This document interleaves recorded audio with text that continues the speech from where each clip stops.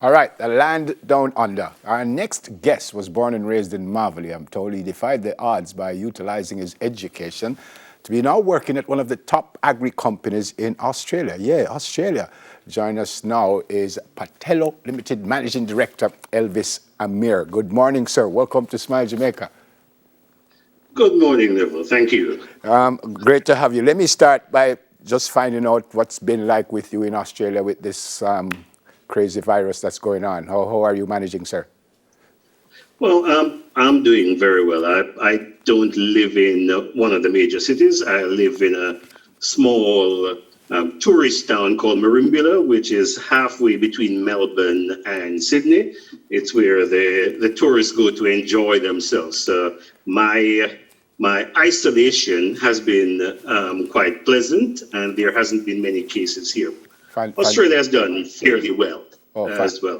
Fantastic. All right, let's go back now. Tell me about I already said that you grew up in Marvel. Tell me about your Jamaican connection when you left. And I think when you left, you went to Trinidad, didn't you?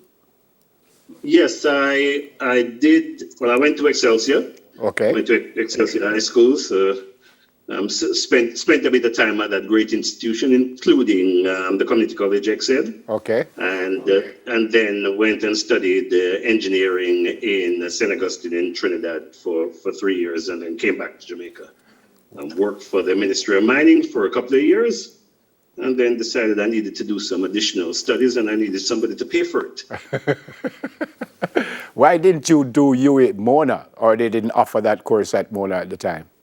No, the engineering faculty at that time was in Trinidad, and the law faculty was in Barbados. So if you wanted to do engineering or law, you had to go to those campuses. Okay, so I think you spent a couple of years in Trinidad. How long have you been since you left Trinidad in Australia? Okay, I spent 3 years in Trinidad, and then worked in Jamaica for 3 years, okay. And then went to do a master's degree in Melbourne at the University of Melbourne, okay. And came back to Jamaica in '86. Worked at the Ministry of Mining, and then at Goodyear, and then got married in Jamaica, and migrated to Australia in 1989. Yeah. So your two children were born in Australia. Your kids were born in Australia. Yes, but my son he was created in Jamaica, but born in Australia. I like the way you put it. Tell me about where you are. You said you're not in one of the major cities. What is it like? Are there similarities with where you are and Jamaica? Well, I'm living on the coast, so obviously there's fantastic beaches here. Mm-hmm. Which I frequent a lot. So the seaside lifestyle is quite nice, but the beaches are not as warm as Jamaican beaches. The water is a bit cold. Okay. So you have the seasons over there? You have like heavy winters and stuff, or no? Well, we have winters. It doesn't snow where I am, but 2.5 hours from where I live inland, there are snowfields. So okay. If I wanted to, I could go skiing. Oh, all right. Is there a Jamaican community? The community where I am is me and my family. There aren't any others where I live. Okay. But there are Jamaican communities in Sydney and Melbourne and in Queensland as well. Yeah. Apart from the beach, that is a similarity. What about the food and stuff? Anything like Jamaican food? Well, not really. Although there's a lady here from South Africa who has cooked a mean goat curry. Yeah.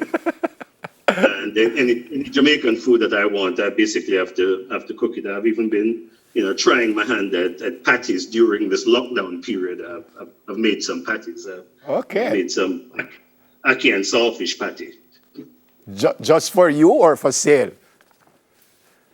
Just for me and my family. Okay. There are others. There are other people that live in specifically in Melbourne, where most of my connections are, that have Jamaican. There's a guy there who has the real Jamaican jerk truck, and he does a lot of jerk food. Yeah. And there's a representative in Melbourne as well from that sells Grace products. Okay. You don't miss home? I used to miss it more prior to the brilliant services that now exist over the internet. Now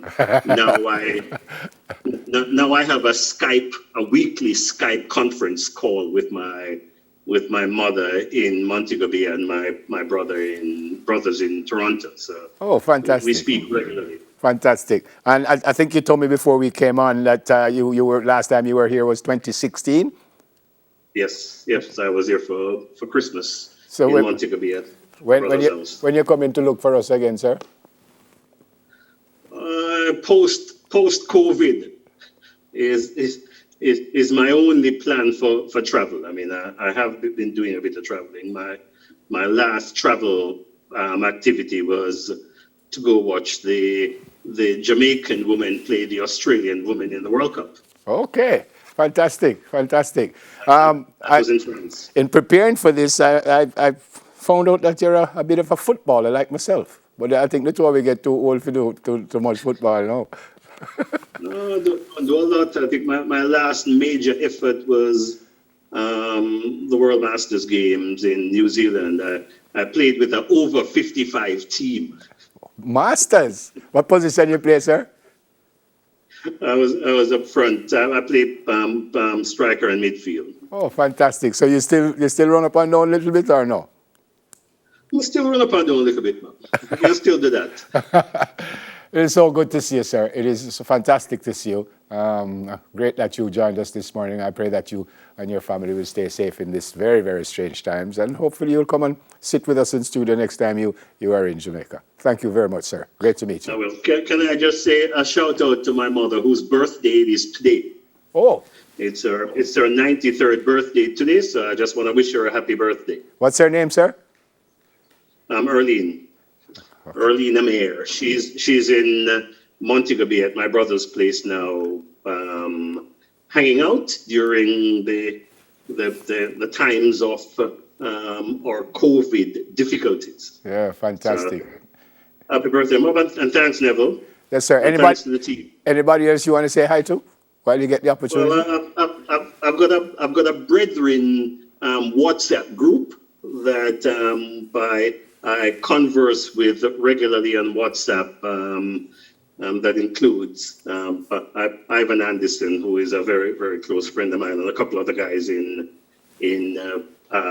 Florida, Lloyd Holness and Rick Warner in Canada. We have a bit of a network that we just chat about all sorts of things on a regular basis. So there's an international quorum that includes Maurice McNaughton as well, that we just have a chat every now and again. Fantastic, sir. Thanks again, sir. Really, really great to see you. Great to meet you, sir. Stay safe. God bless you, sir.